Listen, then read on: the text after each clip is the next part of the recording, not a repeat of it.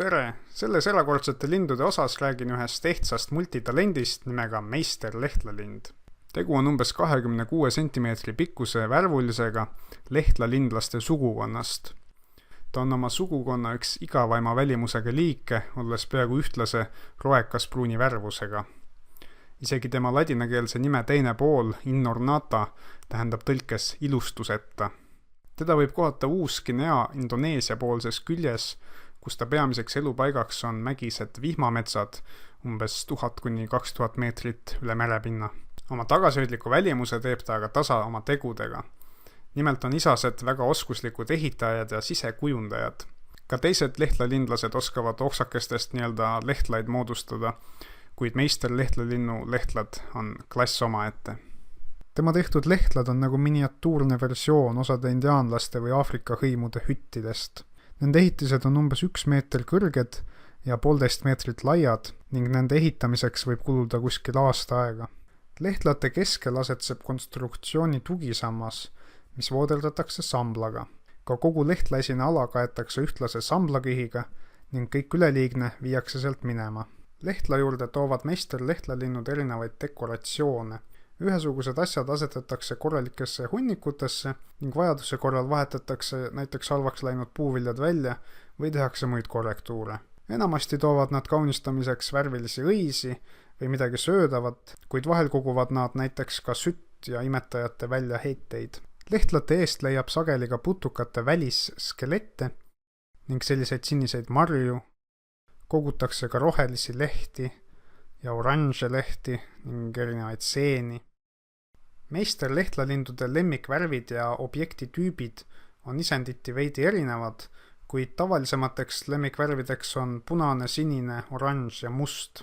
Näiteks siin piltidel tundub, et vasakpoolne lind eelistab oranži värvi ja parempoolne eelistab sinist värvi, kusjuures parempoolsel pildil on seal tagapool näha 2 sinist pudelikorki.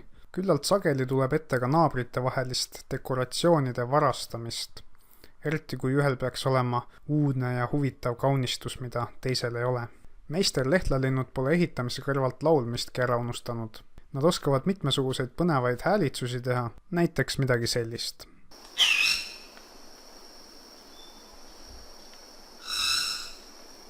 Üks sage häälitsus on veel kassilaadne mäugumine.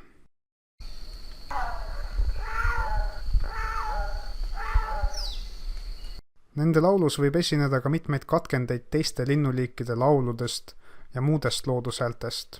Kui teid huvitab, kuidas ta häälte matkimisega hakkama saab, siis võite pärast siia linnupildile klikkida. Nii lehtla kui dekoratsioonide eesmärk on muidugi emaste võrgutamine. Mida kõrgem ja rohkem kaunistatum lehtla, seda paremad on isase paaritumisvõimalused. Aga kas lehtlatel on ka mingi praktiline eesmärk? Esmalt võiks muidugi arvata, et lehtlasse rajab emane endale hiljem haudumiseks ka pesa, kuid tegelikult see nii pole. Emane teeb pesa hoopis mujale, maapinnast mitu meetrit kõrgemale ning kasvatab lapsed täiesti iseseisvalt üles. On muidugi võimalik, et kunagi ammu toimus lehtlas ka pesitsemine, kuid tänapäeval seda funktsiooni igatahes enam lehtlal pole. Arvatakse, et kuna lehtla toimib kõlakojana, siis võib lehtla eesmärk olla laulu võimendamine. Seda kinnitab ka see, et tavaliselt kui emane tuleb pesa uudistama, siis isane läheb just lehtla tagaossa ja hakkab seal laulma ning lisaks teeb veel paar pulmatantsuliigutust. Teine, veidi kaudsem seletus on see, et lehtlate kvaliteet võib anda emastele teavet isaslinnu tervise ja võimekuse kohta. Näiteks on leitud, et ühe sarnase liigi läik-lehtlalinnu puhul on isase sulestiku erksus ja lehtla kvaliteet omavahel positiivselt seotud, ehk mida parem lehtla, seda ilusam isane. Sulestiku erksus võib aga omakorda viidata parasiitide vähesusele ja üldisele heale tervisele. Lisaks ei leidnud ma informatsiooni selle kohta, et dekoratsioonidel mingit praktilist tähtsust oleks, aga ma isiklikult arvan, et äkki nende dekoratsioonide näol oli algselt tegu söödava pulmakingiga, mis aja jooksul kujunes hoopistükkis visuaalseks stimulatsiooniks. Läik-lehtlalinnu puhul on dekoratsioonide arv jällegi korrelatsioonis isase värvi erksusega. Meister Lehtlalindude täpne arvukusnumber ei ole teada, kuid hetkel paistab, et populatsioon on üsna tugev. Samas, kuna nad on üsna väikse levikuga, siis põhimõtteliselt võib tulevikus elupaikade kadumine neid ohustama hakata. Muret tekitav on ka see, et paljudel fotodel on näha lehtlate ees inimeste tekitatud rämpsu, mille lehtlalinnud on sinna kokku kogunud.